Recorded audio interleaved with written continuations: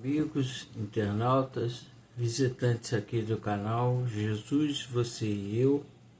Hoje, dia 2 de outubro, quinta-feira, voltamos ao livro No Roteiro de Jesus, da FEB, organizado por Gerson Simões Monteiro. Estamos finalizando o livro. Estamos na quarta parte, Jesus agindo após a sua volta ao mundo espiritual. E hoje iremos ler a mensagem 49, a campanha da paz. Vamos lá, todos juntos. Estabelecidos em Jerusalém, depois do Pentecostes, os discípulos de Jesus, sinceramente empenhados à obra do Evangelho,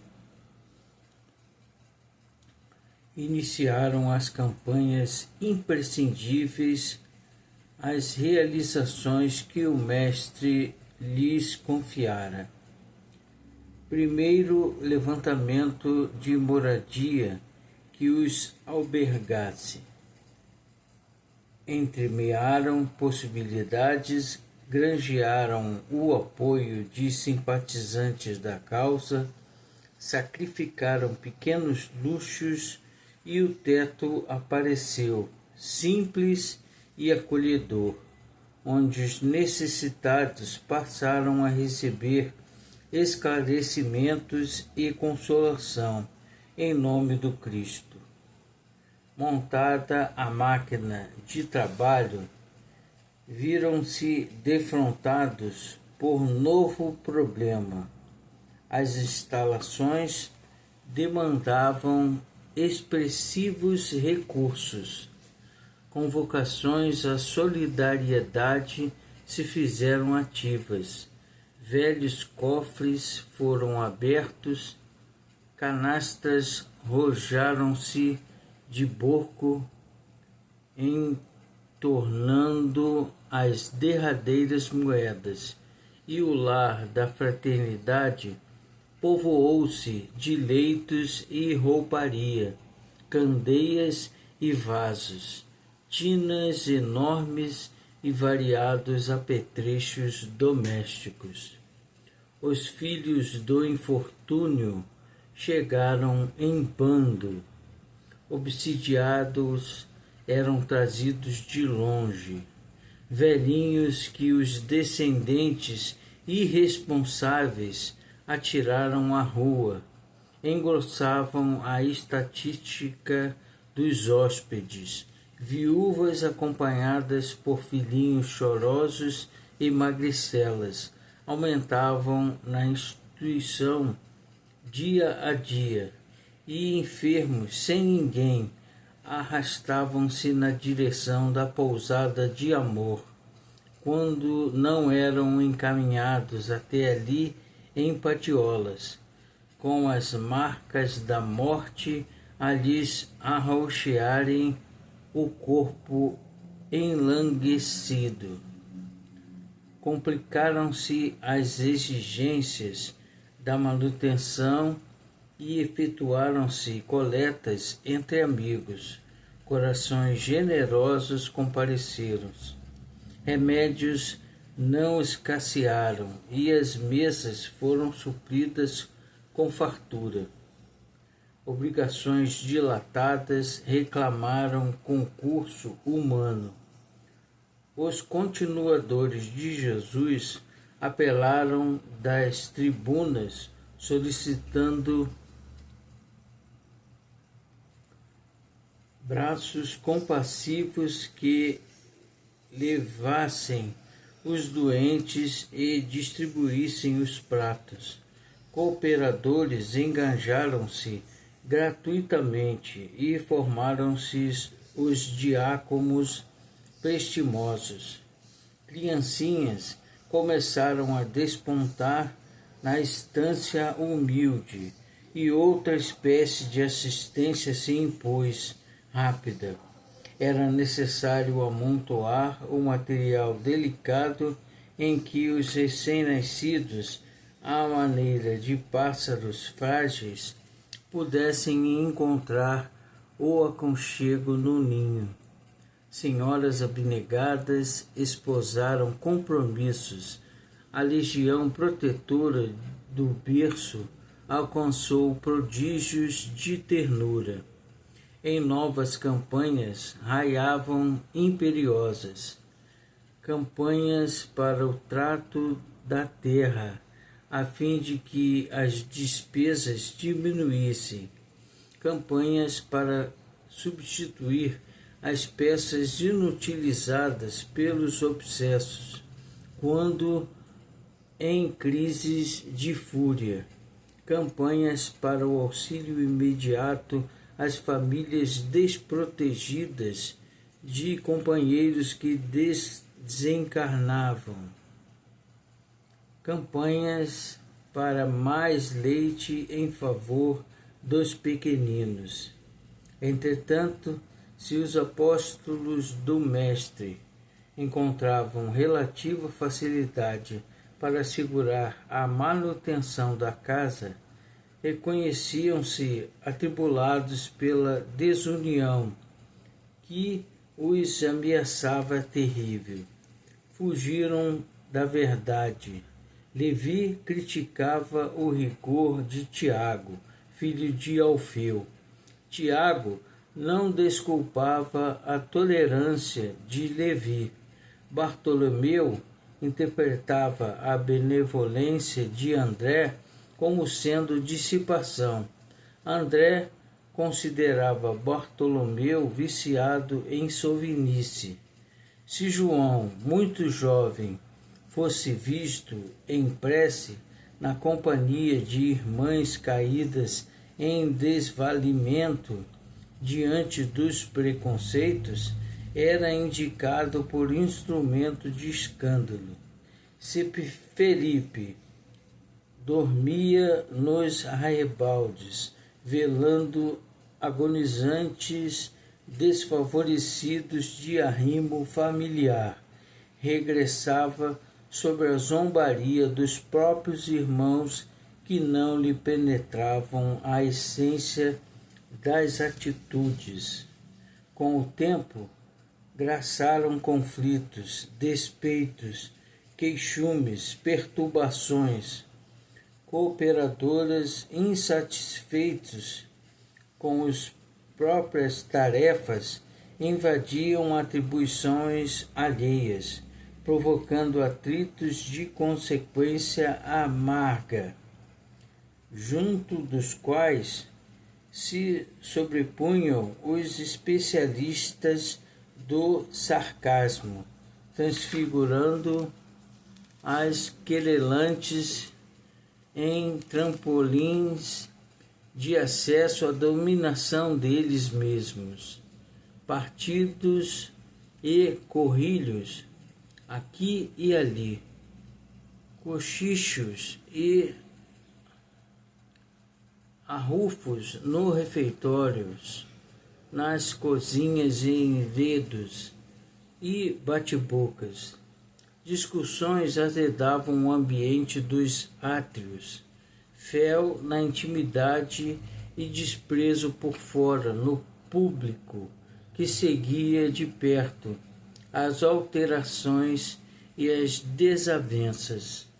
Esmerava-se Pedro no sustento da ordem, mas em vão. Aconselhava serenidade e prudência sem qualquer resultado encorajador.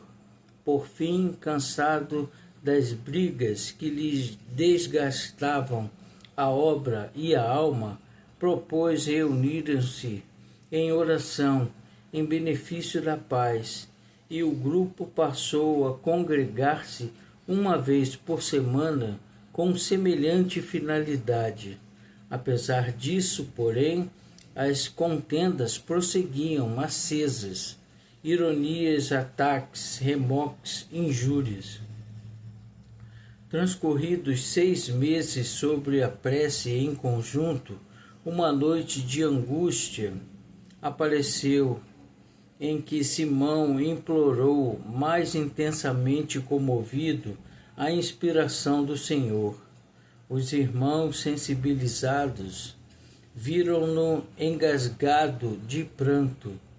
O companheiro fiel, rude por vezes, mas profundamente afetuoso, mendigou o auxílio da divina misericórdia.